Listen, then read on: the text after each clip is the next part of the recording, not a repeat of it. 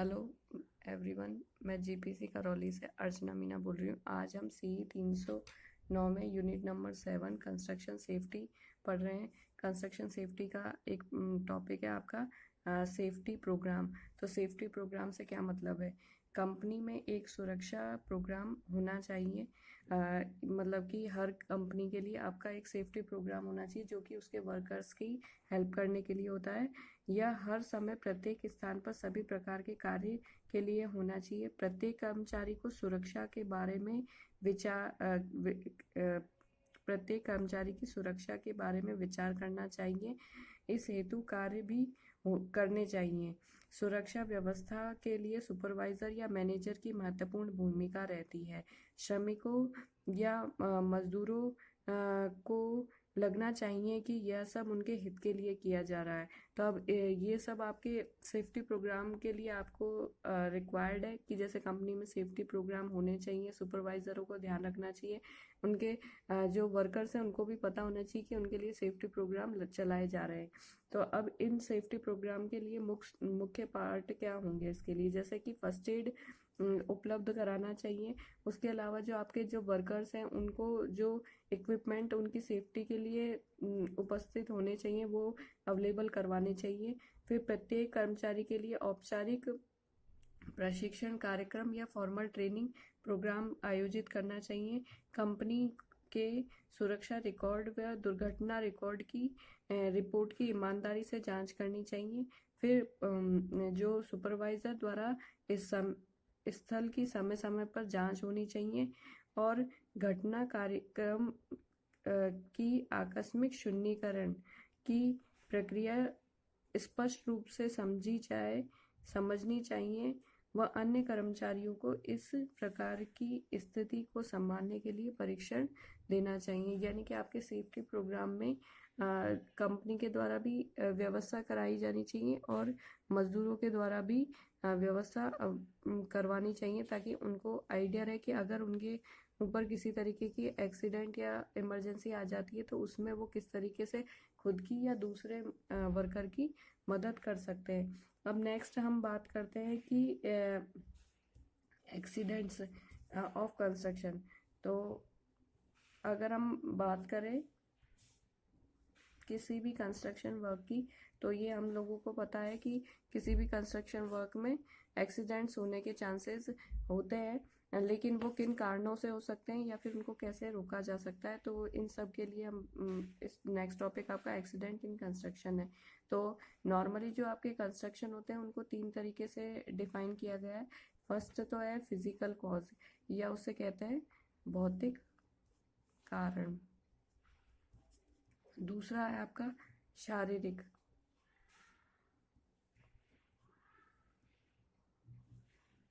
तीसरा है आपका मनोवैज्ञानिक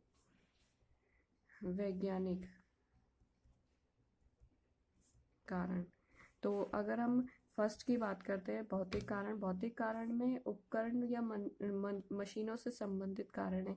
यानी कि आपका कोई उपकरण है जिसके नट बोल्ट ढीले रह गए हैं, उपकरण में की हैंडलिंग मजबूती से नहीं की गई है, तकनीकी ज्ञान नहीं है, मशीनों के पास में लोहे कांच आदि की धातुओं से का इधर उधर पड़ा होना, मशीन के पुर्जों का ढीला होना, या विद्युत अर्थिंग में त्रुटिकरण होना, मशीन के पास पर्याप्त स्थान उपलब्ध नहीं होना। तो ये सब कारण तो आपके जैसे भौतिक में आए, उपकरणों या मशीनों से संबंधित। दूसरी हम कहें वेशभूषा से संबंधित, तो अगर वर्कर्स का वस्त्रों का अधिक ढीला होना, विद्युत कार्यों के लिए गीले वस्त्रों का होना, मशीनों या विद्युत कार्य करते समय चप्पल ना पहनना, वेल्डिंग कार्य करते समय चश्मे का ना लगाना, जूते चप्पलों से फिसलने युक्त कमीज या आस्तीन के बटनों का खुला होना। तो ये सब वस्त्रों के कारण होता है। तीसरी हम बात करें पदार्थ या सामग्री से उपलब्ध जिसके कारण हो सकता है, सामग्री या पदार्थों का ज्वलनशील या विषैला विस्फोट होना। फिर उसके अलावा हम बात करें कि आपके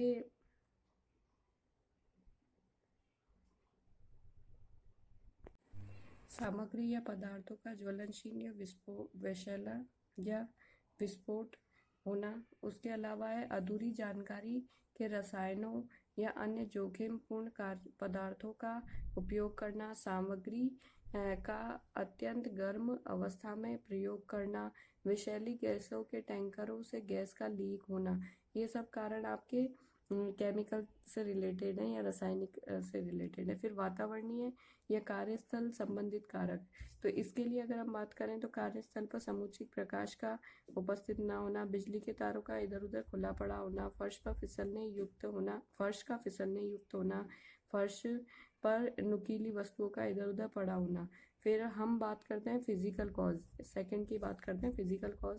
इसमें नज़र दोष होना, शरीर पे किसी भाग का अपंग होना, श्रमिक का अस्वस्थ व कमजोर होना, श्रमिक की किसी नशीले या मादक पदार्थों का उपयोग करना, श्रमिकों की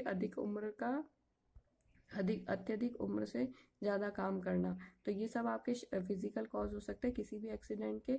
अगर हम बात करें मनोवैज्ञानिक कारण, तो मनोवैज्ञानिक कारण का मतलब ये है कि बड़ी बड़ी मशीनों या उपकरणों को देखकर घबराए या डर जाना, मानसिक तनाव व चिंता होना, अधैर्यता या भावात्मक दृष्टिकोण या जल्दबाजी या लापरवाही से काम करना। तो ये सारे कारण तो आपके हैं एक्सीडेंट के कारण। अब इसके इफेक्ट क्या हो सकते हैं, इसमें आपकी जन हानि भी हो सकती है, धन हानि भी हो सकती है और किसी अन्य प्रकार के भी लॉस हो सकते हैं। तो इन सब से बचने के लिए आपको आपके कंस्ट्रक्शन कार्य के लिए सेफ्टी प्रोग्राम का होना आवश्यक है, और सेफ्टी प्रोग्राम के होने के साथ में आपके वर्कर्स को भी अवेयरनेस होनी चाहिए कि सेफ्टी प्रोग्राम उनके लिए चलाया जा रहा है। अगर अब हम बात करते हैं आपके कंस्ट्रक्शन में किस तरीके की आप ये जो कंस्ट्रक्शन सेफ्टी है वो किस तरीके से स्कोप है इसका, तो स्कोप ऑफ कंस्ट्रक्शन सेफ्टी, तो स्कोप ऑफ कंस्ट्रक्शन सेफ्टी की बात करें तो इसके लिए आप क्या क्या हो सकता है, एक तो हो सकता है कि आपका प्रशासनिक उपाय,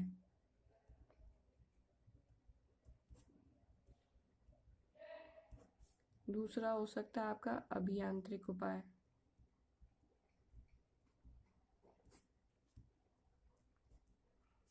तीसरा हो सकता है आपका चिकित्सा उपाय, चौथा हो सकता है आपका व्यक्तिगत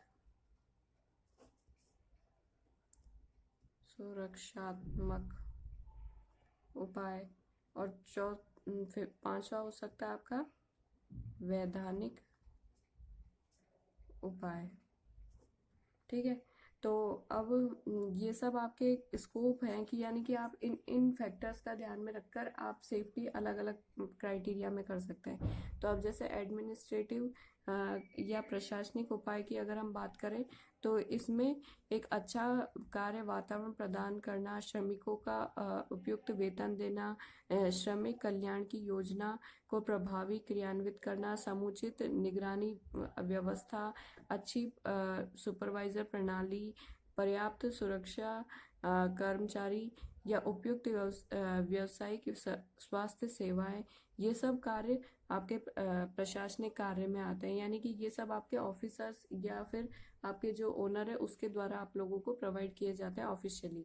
फिर उसके बाद में अगर हम दूसरी बात करें अभियांत्रिक यानी इंजीनियरिंग मेजरमेंट, यानी कि उपयुक्त प्रकाश की व्यवस्था करना, संतुलित ताप व आर्द्रता प्रदान करना, भार उठाने के लिए परिवहन की समुचित व्यवस्था करना, मशीनों का समय समय पर जांच करना, कार्यस्थल का नक्शा कार्य की प्रकृति को के अनुसार होना, व्यक्तिगत सुविधाओं की पर्याप्त व्यवस्था होना, सुरक्षा अलार्म की व्यवस्था होना, धूल धुआं पर नियंत्रण होना, कार्यस्थल पर सफाई या विकास के उपयुक्त व्यवस्था कराना, मशीनों की क्रियाशीलता या रखरखाव की उचित व्यवस्था होना, आपातकालीन स्थिति हेतु सभी आवश्यक संयंत्रों की व्यवस्था कराना। तो ये सारे आपके इंजीनियरिंग मेजर है। तो यानी कि आप इंजीनियरिंग तौर पर आप क्या क्या सुविधाएं प्रदान कर सकते हैं आपकी शॉप में।